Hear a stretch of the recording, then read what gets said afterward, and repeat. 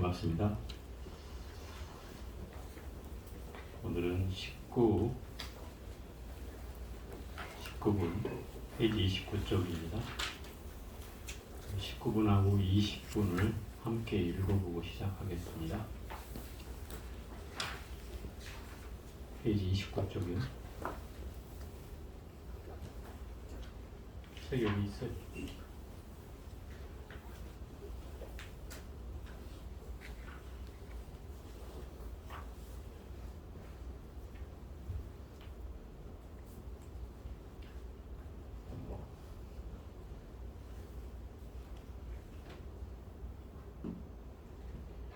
금강환야 바람일경 제19 복덕상을 떠난 복덕 수보리 어떻게 생각하느냐.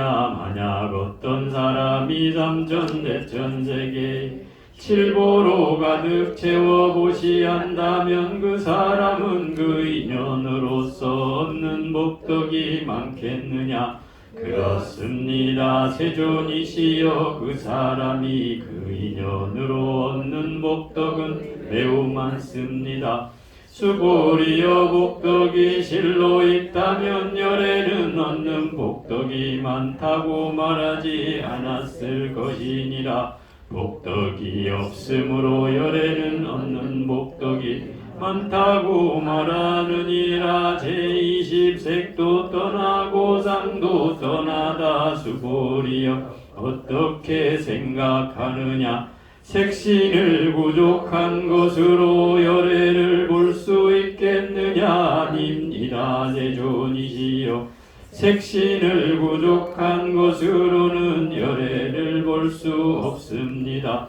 왜냐하면 열애께서 말씀하신 구족색신은 구족색신이 아니라 그 이름이 부족색신이기 때문입니다. 수보리여, 어떻게 생각하느냐. 모든 삶을 부족한 것으로 열애를 볼 수 있겠느냐. 아닙니다. 세존이시여, 모든 삶을 부족한 것으로 열애를 볼 수 없습니다. 열애께서 말씀하신 제상구족은 곧 구족이 아니라 그 이름이 제상구족이기 때문입니다.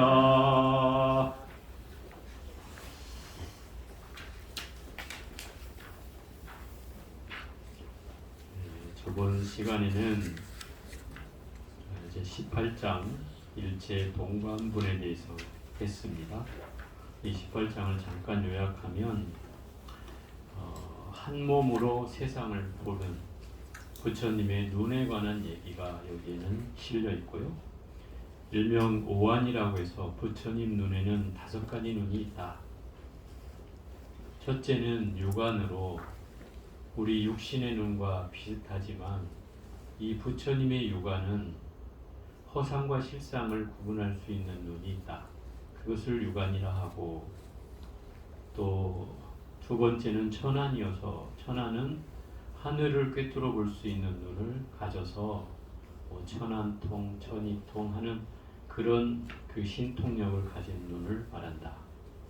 세 번째는 해안이어서 지혜로운 눈으로 반야지의 실상을 꿰뚫어 보는 눈이 바로 해안이고, 네 번째는 법안으로, 법안은 부처님의 그 진리의 법을 제대로 볼 수 있는 눈을 법안이라 하고, 마지막 불안은 부처님과 똑같은 눈으로 무분별과 무차별의 지혜를 가진 동등한 입장으로 중생을 바라보는 그런 경계의 눈을 가지고 계신다. 그래서 이런 눈으로 중생을 다 본다 이 말이에요. 어떻게? 중생의 속성을 다 알지만 그 속성이 똑같다 이 말이에요. 중생의 속성이 다 사람들은 다르잖아요. 차별이 있고 다 다르지만 그 중생의 성품은 똑같다 이 말이에요. 그래서 부처님이 어떻게 본다고요? 한 몸으로 본다 이 말이에요. 누구와 한 몸이에요? 부처님과 중생과 한 몸으로 본다 이 말이에요. 그게 이 18분의 요지예요. 중생과 부처의 경계를 나누지 않고 부처님은 당신과 같은 몸으로 중생을 바라보기 때문에 뭐가 나오겠어요? 자비심이 있겠죠. 나와 똑같이 여긴단 말이에요. 그 유마경에서 하는 말처럼 중생이 아프니 내가 아프다 라고 하는 말을 하잖아요. 그런 것처럼 이 부처님도 똑같이 보기 때문에 중생의 갖가지 마음들을 다 이해하게 된다 이 말인 거죠. 그런데 결국 그 마음이라는 것은 얻을 수 있는 것이 아니어서 거기에 또 천착해서는 안 된다는 거예요. 마음을 따라가되 마음에 집착하지 마라. 그래서 과거의 마음도 잡을 수 없고 얻을 수 없고 현재의 마음도 얻을 수 없고 미래의 마음도 얻을 수 없다. 이렇게 얘기한 거예요. 제가 덕산 스님 얘기를 해드렸죠. 그런 인연을 갖는 노파한테 떡 한 쪼가리도 못 얻어먹는 그 덕산 스님이 훗날 큰 스님이 된다 이 말이에요. 유명한 스님 되죠. 여기까지가 이제 18분에 관한 내용이라면 이 19분은 첫 번째 복덕상을 떠난 복덕이라고 제목을 정했는데 원래 제목은 법계 통합운이라고 해서 진리의 세계, 이 법계를 온통 다 교화를 한다 이런 뜻을 갖는 거예요. 법계를 온통 교화하다. 교화하다는 건 뭐예요? 중생을 제도한다는 거 아니에요? 근데 여기 사실 이 구절에는 뭐 교화를 한다거나 제도를 한다는 어떤 표현도 나오지 않아요. 그죠? 그런데 어떻게 여기다 법계 통합이라고 했을까? 이걸 생각해 보다 보니까 깊은 뜻이 숨어 있다는 걸 알게 됐어요. 예를 들어서 이게 12분인가 나오나요? 그 12분인가 보면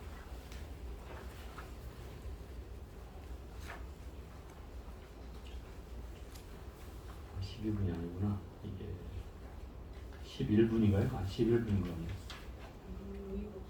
무의복승분. 여기에 보면은 이제 그 칠보로 가득 채워서 보시하는 복덕이 많으냐? 많습니다. 그 가운데 뭐예요? 선남자 선여인이 이 경 가운데 삭고교에만이라도 받아지녀서 다른 사람을 위해서 설해준다면 이 복덕이 칠보로 장엄한 복덕보다 많다. 그랬죠? 이걸 무의복이라 한다고 그랬어요. 그죠? 최상승의 복이다 이 말이에요. 어디에도 걸려지지 않고 하는 바 없이 행하는 복. 이걸 이제 우리는 흔히 말하면 이 금강경에서 하는 말로 하면 무주상보시를 할 때를 말하는 거예요. 어디에도 걸림없이 베풀 수 있는 마음이에요. 가르침도 또한 그렇고 내가 물건을 베풀어도 또한 그렇다 이 말이에요. 그런 복덕을 무의복이라고 하잖아요. 근데 여기서는 이렇게 얘기했어요. 수보리여 어떻게 생각하느냐? 만약 어떤 사람이 삼천대천세계 칠보로 가득 채워 보시한다면 그 사람은 그 인연으로서 얻는 복덕이 많겠느냐? 뭐 상식적으로 생각해도 제가 이 삼천대천세계는 한번 설명했잖아요. 하나의 세계가 1000개가 되고 그 1000개가 세계가 또 1000개가 되고 그럼 이게 10만 개요. 10만 개의 세계가 또 1000개가 됐을 때 그거를 1천곱이라 한다. 그러면 10만에 1000을 곱하면 뭐죠? 100만, 1000만, 억이네요. 억을 또 3번 하면 어떻게 돼요? 1000억인가? 이제 거기에다 또 3번을 하는 거예요. 그러면 이제 이게 숫자를 우리가 헤아릴 수 없어진단 말이에요. 이게 삼천대천 세계예요. 그러니까 그 세계에다가 칠보를 가득 채워서 그럼 삼천대천 세계라는 건 이 세상에 존재하는 최고 큰 세계를 말한다. 지금 우리가 여기 표현하는 말로 하면 우주 법계를 다 덮고도 남을 만한 우주를 한 세계라고 한다고요. 한 세계. 우주가 한 세계야. 은하계를 중심으로 해서 태양을 중심으로 해서 펼쳐진 지구까지 포함된 이 세계. 에? 이런 세계를 한 세계라고 그런단 말이에요. 그러면 이런 세계가 삼천대천 세계니까 얼마나 많은 거예요. 그러니 이 세계의 범주를 나눈다면 우린 지구만 해도 넓다고 생각하지만 이 삼천대천 세계는 결국 부처님 눈으로 보이는 세계다 이 말이에요. 우리 눈으로 이게 보일 수 있는 경계가 아니에요. 이런 세계를 칠보로, 칠보는 아시죠?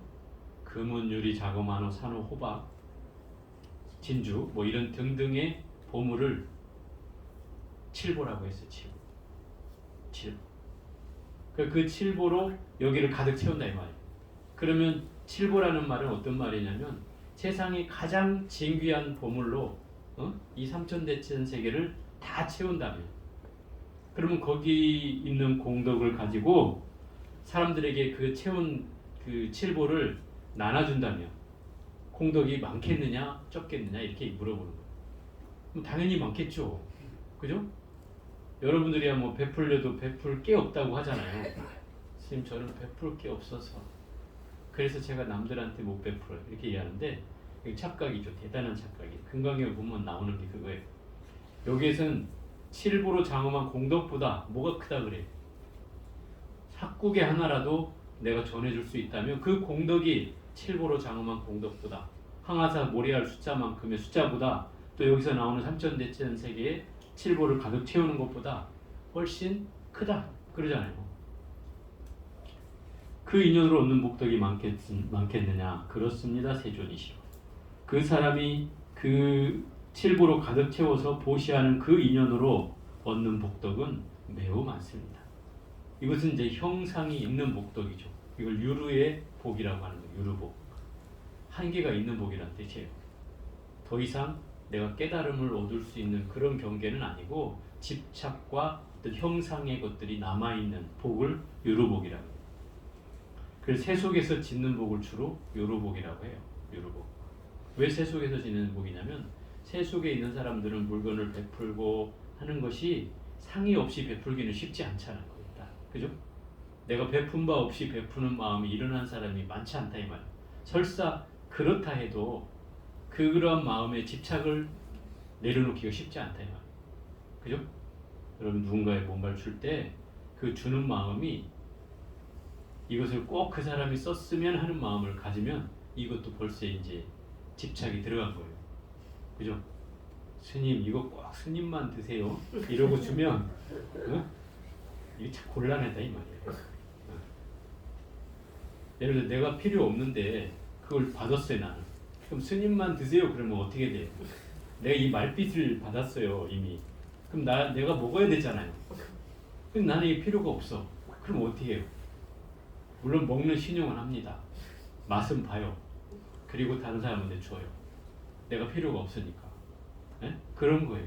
그렇다고 주지 말라는 소리는 아니에요. 농담이고요. 어쨌든 우리가 주는 마음이 청정해야 된다는 거죠. 청정해야 되는데 이게 무주상 못이에요.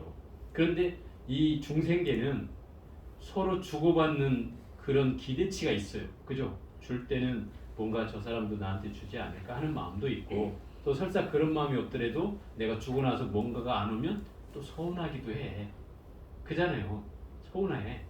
분명히 내가 이 정도 했으면 뭔가 와야 되는데 이런 기대감이 있단 말이에요. 이런 마음이 있기 때문에 이게 유루복일 수밖에 없는 거예요. 복이 커지질 않는다는 거예요. 여기서 머문다는 거죠.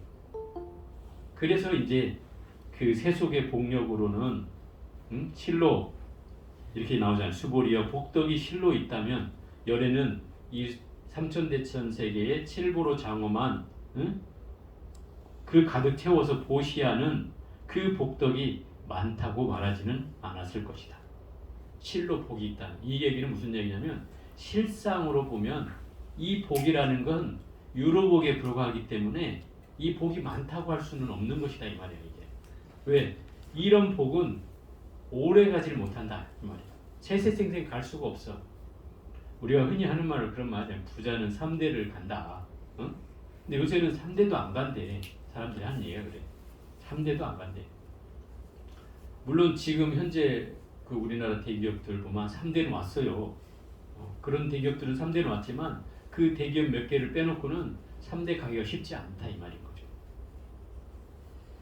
그러면 결국 이 부자라고 하는 것은 내가 어떻게 해야 돼? 관리를 할 줄 알아야 돼요. 관리를. 무슨 관리를 해야 됩니까? 공덕을 지어야 돼요. 부자인 사람들은. 그게 책임이에요. 사회에 대한 책임. 그래서 무슨 뭡니까? 국민들로부터 지탄을 받는 기업들은 사회의 공익을 행하지 않는 사람들이에요. 그런 사람들은 지탄을 받아요. 그럼 그런 기업이 오래 가겠냐 이 말이에요. 못 가죠, 당연히. 그래서 그런 사람들은 사회의 공익을 한다는 건 무슨 얘기냐면 자기가 번 돈의 몇 프로는 사회를 위해서, 그죠? 국가를 위해서 뭔가 좋은 쓰임을 가질 수 있도록 회양하는 거예요. 그게 마치 뭐냐면 그 회사가 더욱더 존중받고 더욱더 성장하려면 그런 과정이 필수적이라는 거예요.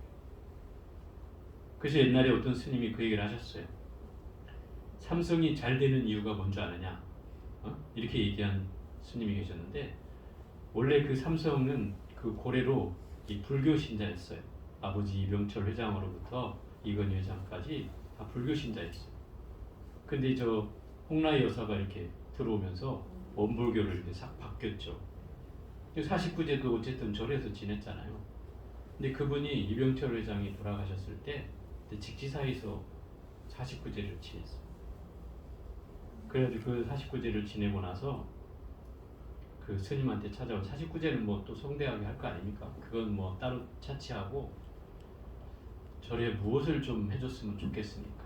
이래서 그때 그 돌아가신 노건 스님이 우리 선방에 가는 다리를 하나 좀 놔줬으면 좋겠습니다. 이래가지고 그 선방 들어가는 그 다리가 있어요. 지금 다 잘 지어놨는데 그 다리를 그 이건희 회장이 말한 거죠. 했다 그래요. 그리고 이 삼성의 저는 가장 큰 공헌은 그 해인사에 있는 8만 대장경이 옛날에 그 언제입니까? 전두환 대통령 때인가? 꽤 오래됐죠. 그때에 해인사에 있는 8만 대장경이, 여러분 가서 보신 분 알겠지만 야외에 노출돼 있잖아요. 뭐 정각 안에 들어가 있긴 하지만 그걸 뭐 불의 위험이 항상 도사리고 있고, 그죠? 이 나무 사이에 노출이 돼 있기 때문에 화재가 나면 그걸 보호할 수 있는 방법이 없어지는 거예요. 그래서 늘 스님들이 그걸 노심초사하는데, 그때 한때 이제 그 전두환 대통령 때인지 모르겠어요. 그때 이제 뭐를 했냐면 세계의 유수한 과학자들을 다 불러 모아가지고, 자, 이 8만 대장경을 좀 더 비로도 그 비나 뭐 그 화마로도 견딜 수 있는 공간을 하나 만들자.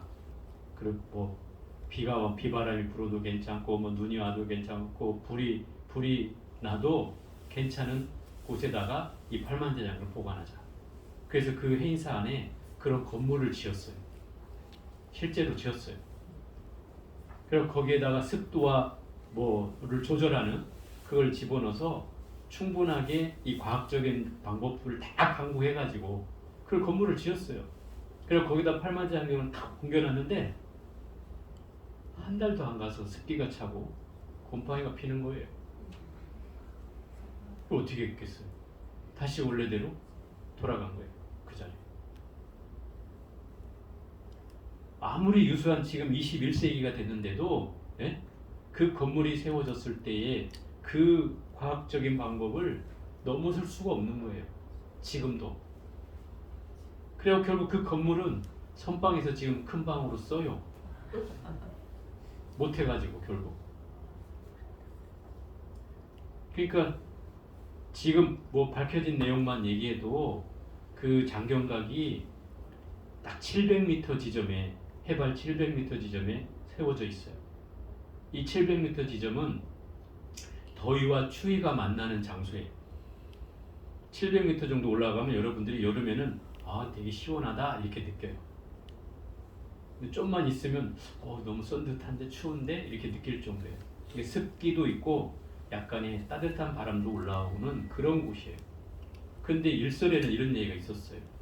새도 이 장경각전을 날아다니지 않는다. 새도 안다. 이런 얘기를 했거든요.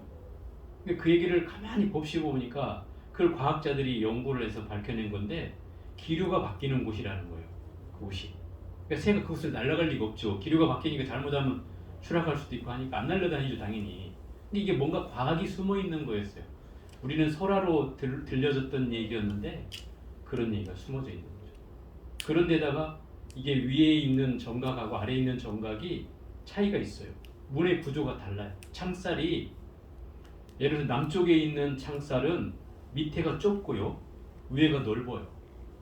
그러니까 이렇게 아래가 창살이 좁고 위에가 넓고, 반대로 저쪽 북쪽에 있는 창살은 아래가 넓고 위가 좁고, 반대로 얘기하나? 어쨌든 이게 서로 반대로 되어 있어요. 그 바람이 들어오면 이렇게 돌게 돼 있다 이 말이에요. 순환이 되게 돼 있어요. 아주 과학적인 구조로 해놨어요. 그런데다가 그 판전 아래에는 소금과 숯 뭐 이런 걸 수도 없이 묻어가지고 지금 비가 오는 날도 가보면은 거기가 젖어 있는 적이 없어요.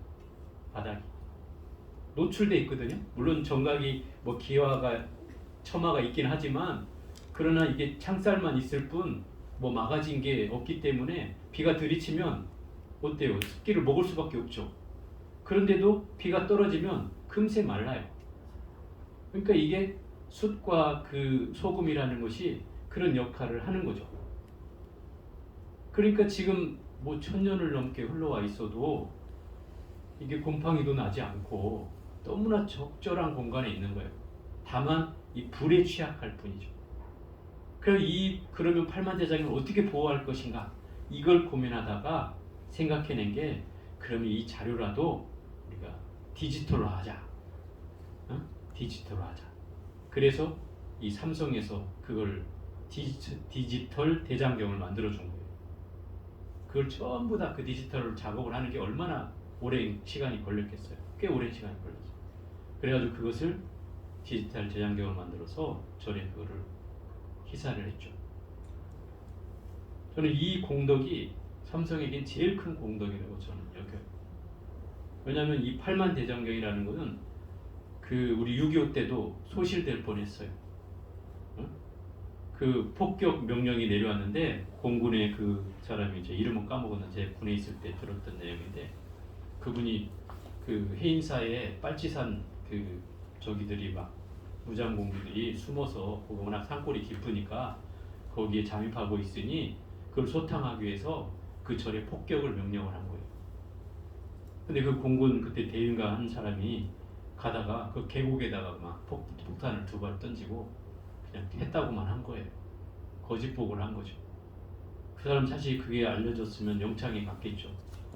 어찌됐든 그분이 나중에 그것을 밝혀가지고 결국 이 팔만대장경 장경각이 보존될 수 있었죠. 지금 유네스코에도 등록이 됐잖아요. 그 덕분에. 어찌됐든 그런 공덕을 지었기 때문에 우리가 이 부자로서 유지되는 이유다 이 말이에요. 근데 이걸 했다고 당신들이 자랑하지 않잖아요. 중요한 거. 그죠? 이게 더 중요한 거예요.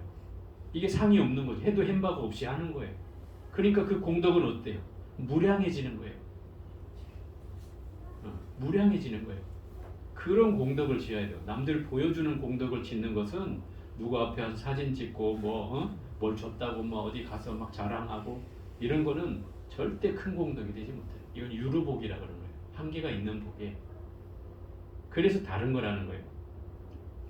그러니 복덕은 실상으로 보면 복덕이 없는 것이므로 열에는 없는 복덕이 많다고 말하는 것입니다. 이 얘기는 무슨 얘기냐면 복덕을 짓고자 하면 복덕에 대한 집착을 떠나라는 거예요. 그러면 그게 최상의 복덕이 된다는 거예요. 이게 이미 아까 11장 무의복성불에서 얘기하잖아요. 무의복은 내가 그 사람을 깨우칠 수 있는 복을 주는 거예요. 눈에 보이는 뭐 보물을 주면 보배를 주면 뭐 여러분들이 현실적으로 더 좋아할 수는 있어요. 뭐 구찌 백이나 뭐 여러분 좋아하는 거 막 이런 거 주면 뭐 감사하다는 소리가 막 하늘을 찌를지 모르겠는데 결국 우리는 이 중생이 지혜로 나아가게 하는 그런 가르침을 주는 것을 최고의 복으로 알아야 된다 이 말. 그게 이 금강경에서 얘기하고 있는 내용의 핵심이에요. 응? 그렇잖아요. 삭구계만이라도 내가 다 몰라도 좋다 이 말이에요. 삭구계만이라도 다른 사람에게 그 설해줘서 그 사람이 뭔가 이 가르침을 이해할 수 있다면 그 공덕이 내가 칠보로 수미산을 다 채우는 그 보물로 베푼 공덕보다 훨씬 수승하다고 나오잖아요. 그게 지금 여기에 또다시 되풀이되고 있는 내용이에요. 짧게 요약해서 그 얘기를 하고 있는 거예요. 그러니까 이 후반부는 전반부의 단락들을 하나씩 끄집어 와서 그거를 다시 보여내주고 있는 내용이다. 그러면 마치 이걸 왜 똑같이 또 반복할까요? 금강경이 뭐예요? 결국 상을 없애는 거잖아요. 상을 없애는 거니까 계속 얘기를 하는 거예요. 왜냐하면 중생들은 한 번 얘기해서 말을 잘 안 들어. 그죠? 안 들어. 그러니까 계속 얘기하는 거예요. 또 얘기하고 또 얘기하고. 부처님이 높아심이 너무 많으신 거예요. 중생을 너무 친절히 생각하셔서 계속 얘기해요. 이게 이제 복덕상을 떠난 목답이에요. 그러니까 결국 중생에게 베푸는 방법은 내가 상을 떠난 채 복덕을 지으면 그것이 중생을 교화하는 거라는 거예요. 결론적으로는. 중생을 제대로 교화하는 방법은 내가 상을 떠난 채 복덕을 지어서 그걸 복덕을 베푸는 것이 중생을 온통 교화하는 것이다. 이게 법계 통합은이라는 내용의 골자예요. 자, 20분에 한번 볼게요. 색도 떠나고 상도 떠나다. 이색 이상분이라고 해요. 색이라고 하는 것은 여기서 말하는 색신이라는 의미고요. 상이라는 말은 재상이라는 의미예요. 이 두 가지가 나와요. 여기에서 수보리여 어떻게 생각하느냐? 색신을 부족한 것으로 열애를 볼 수 있겠느냐? 아닙니다. 세준유시여 색신을 부족한 것으로는 열애를 볼 수 없습니다. 자, 여기에 보면 이 색신이라는 말이 다시 5분으로 한번 가볼게요. 5분 찾아봐요.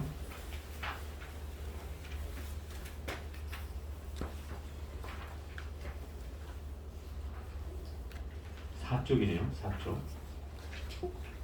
열이 실견분, 이치대로 실상을 보는 것. 여기 보면 그 내용을 다시 구현하고 있어요.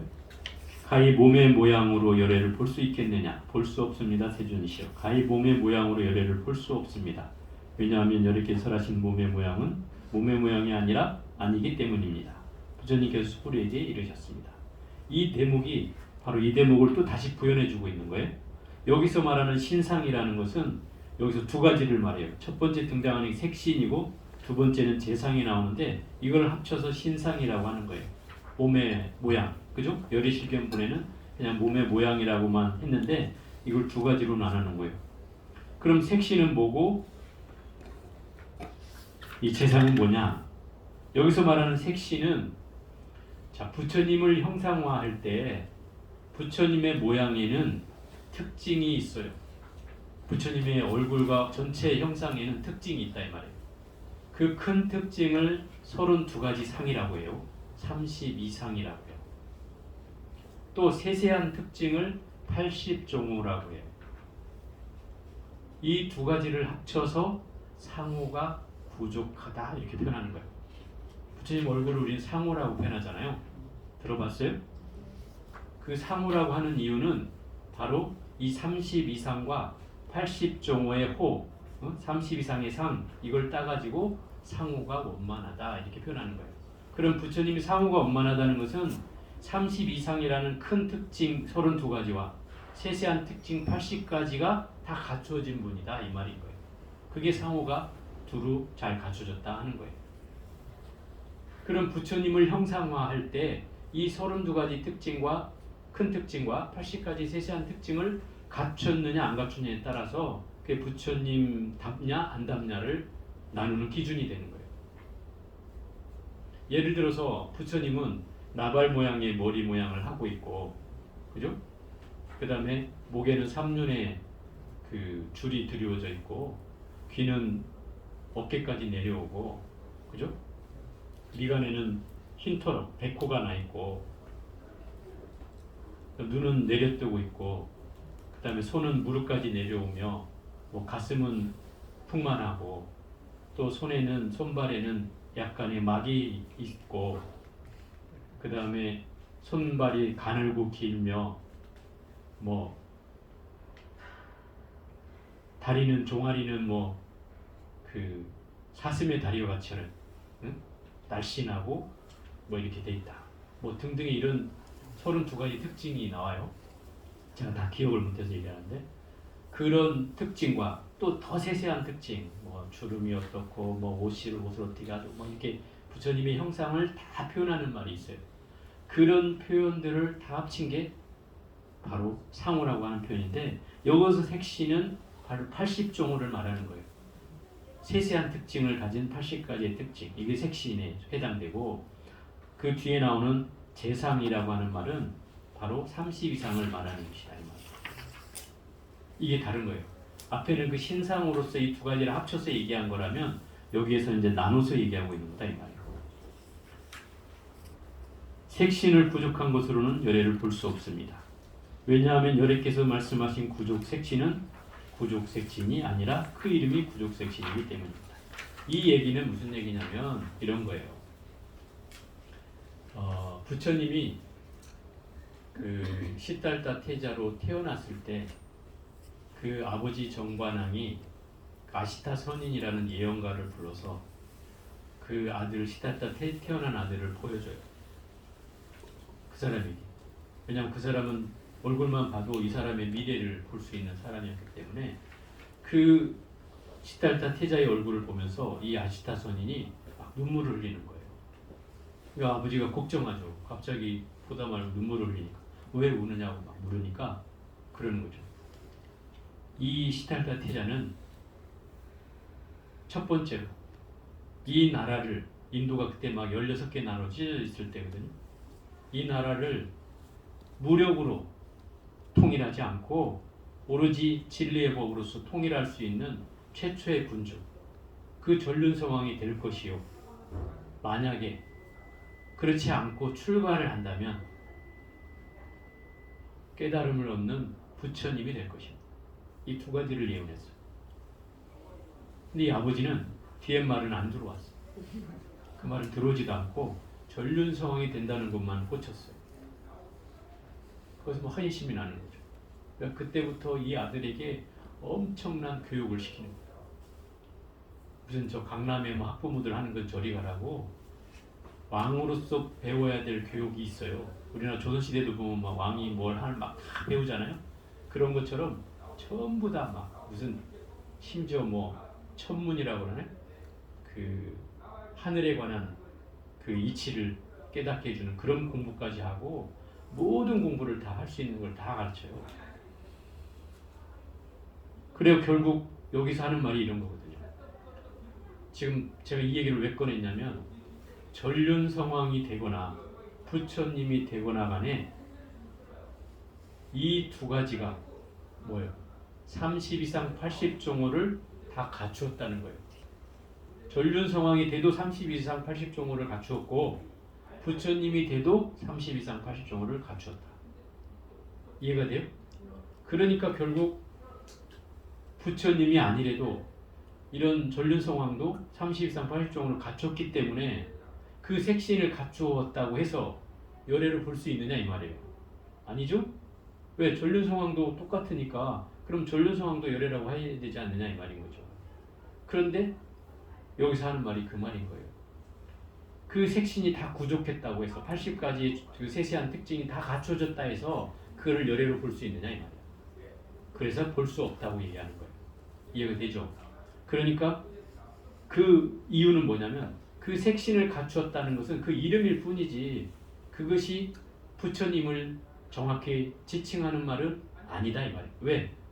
전륜성왕도 내가 색신을 갖췄다고 얘기하는 사람이기 때문에 그렇게만 가지고 겉모양만 가지고 부처라고 할 수는 없다 이 말인 거예요. 수보리 어떻게 생각하느냐? 모든 상을 부족한 것으로 열애를 볼 수 있겠느냐? 아닙니다. 세존이시여. 모든 상을 부족한 것으로 열애를 볼 수 없습니다. 이 얘기가 그거죠. 30 이상이라는 큰 특징을 가진 열애와 전륜성왕이 있어요. 그럼 30 이상의 특징을 가진 부처님은 열애를 볼 수 있다고 할 수 있겠지만 그러나 전륜성왕은 열애를 할 수는 없잖아요. 그러니 이 30 이상을 다 갖추었다고 해서 그걸 열애라고 할 수 없는 이유다 이 말인 거예요. 이해가 되죠? 큰 특징이든 작은 특징이든 그걸 다 가졌다고 해서 그를 열애라고 할 수는 없다. 왜? 그 상이라고 하는 건 그저 형상일 뿐이지 실제 부처의 마음을 가진 게 아니잖아요. 그렇기 때문에 그 형상으로만 열애를 볼 수는 없다. 또 이 금강경에 하는 말로 하면 바로 그 이름은 구족색신이 아니라 그 이름이 구족색신이고 구족재상이 아니라 이름이 재상구족일 뿐이다 이 말인 거예요. 그래서 이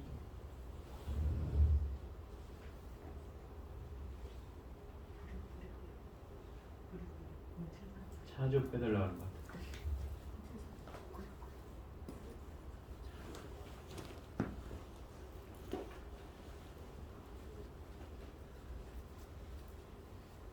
그래서 여래께서 말씀하신 모든 상을 구족한 것은 구족이 아니라 그 이름이 구족일 뿐이다, 이 말인 거예요.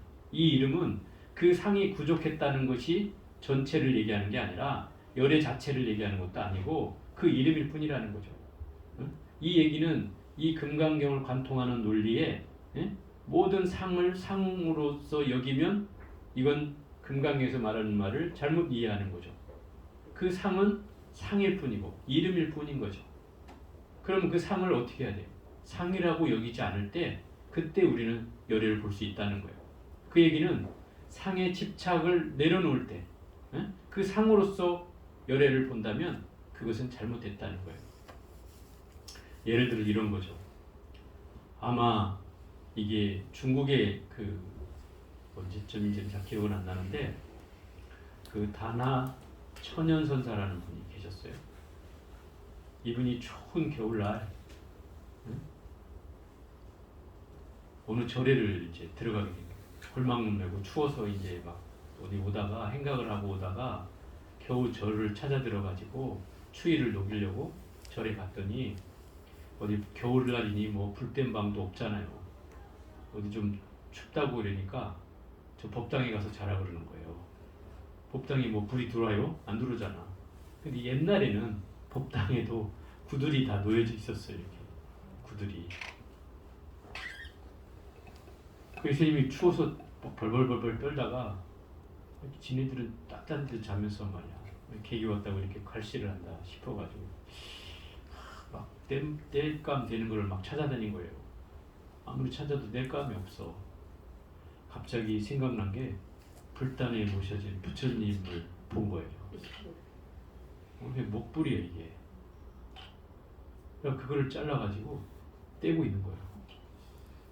여러분들이 그렇게 하면 막 큰 죄를 받을 것 같잖아요. 그죠? 너무 천연덕스럽게. 이 스님이 본명이 천연이라니까. 천연덕스럽게 그걸 떼고 있는 거예요. 갑자기 법당에서 뭐 하얀 불빛이 나니까 그 주신 쫓아나와 보니까 뭐 불을 떼고 있거든? 뭘 하고 있냐 가서 보니까 부처님을 탁 떼고 있는 거죠. 아니 이 사람이 막 난리를 치면서 막 그 타다만 나무를 막 꺼내가지고 막 이러고 하는데 아이 내가 추워서 떼올 뿐인데 뭘 이러냐고 그러니까 이 부처님 아니냐 그러니까 아이 부처도 내가 추우면 뭐 떼올 거 하면 될 수 있는 것이지 그거 갖고 뭐 걸리냐고 이러면서 막 뭐라 하는 거예요. 근데 사실 이 스님이 도인 스님이었어요. 여러분 같으면 당연히 그렇게 못하겠지만 이 도인 스님의 경계에는 부처나 뭐 나무나 다를 바가 없었다는 거예요. 그 결국 그 스님이 나중에 이제 이 분의 그 저기를 알고 나서 나중에 이제 참회를 하고 불상을 뭐 더 거룩한 분을 이제 모시긴 했죠. 어찌 됐든 결국 우리가 이 상에 집착하면 불상이라는 상에도 걸리는 거예요 결국은. 그죠? 근데 여러분은 내가 도를 넘지 못했는데 이 상에 뭐 이렇게 불 떼듯이 해야 될까요? 쉽지 않겠죠. 그때는 우리가 해야 될 일은 지극히 부처님을 모시는 일이고 그걸 통해서 내 자성을 발현할 수 있는 상황으로 만들어가는 게 더 중요한 것이지 내가 상을 뭐 넘었다고 그 불상을 깨버려야 된다거나 이런 경계로 나가는 건 맞지 않겠죠. 어찌 됐든 결국 이 상이라고 하는 것은 우리에게 많은 것들을 만들어주기도 하고 또 그것 때문에 우리는 많은 괴로움을 겪기도 하고 또 그것 때문에 또 즐겁기도 해요. 왜? 그 상이라는 것은 때로는 나를 존재하는 것이 존재하게끔 하는 이유이기도 하거든요. 그죠? 그 상이 있기 때문에 내가 또 존재하는 것이기도 하다. 나라는 존재를 예를 들어서 여러분들이 세상 사람들이 나를 아무도 알아주지 않고 나를 투명인간 취급한다고 생각해 보세요. 그러면 내가 마음이 행복할까요? 예? 안 알아줘도 행복할까요? 심지어 옆에 있는 남편조차 또는 같이 사는 사람조차 나를 투명인간 취급한다고 생각해봐. 어떻겠어요? 되게 힘들 것 같죠? 근데 우리는 이런 경계에 이미 떨어져 있다 이 말이야. 세속을 사는 동안에 그런 거에 걸려 있잖아요. 우리는. 그죠? 그게 걸려 있는 거거든요.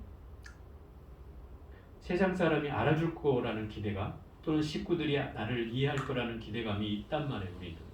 이런 걸 우리 불교적으로 얘기하면 상이라고 하는 거예요. 그런 상이 우리는 있기 때문에 늘 뭔가 나한테 기대하는 바가 오지 않으면 그거에 대한 아픔이 생겨나는 거예요. 괴로움이 생겨나는 거죠. 그죠? 그래서 사람과 관계 속에서 살면서 반드시 그것이 있어야 된다고 생각해요. 그래서 그런 것을 예를 들어 핍박을 받거나 또는 투명인간 취급을 받는 사람은 뭔가 스스로가 자괴감이 생기고 우울해지고 위축되죠. 자기 삶이 위축돼요. 그래서 우울증으로 가는 거예요. 자기도 모르게. 이런 경계가 있어요. 그래서 요즘 사람들이 다 인터넷에 요즘 말로 뭐야? SNS라 그러나? 그거를 자꾸 하는 이유가 뭐겠어요?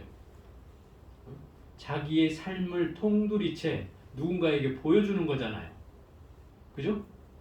어떤 사람은 그걸 보고 좋아하는 사람도 있겠지만 자기 삶을 보여주려고 한다는 그 심리는 결국 내가 뭔가 다른 사람이 내가 이런 모습을 산다는 것을 알아줬으면 하는 마음이잖아요. 따져보면. 그죠?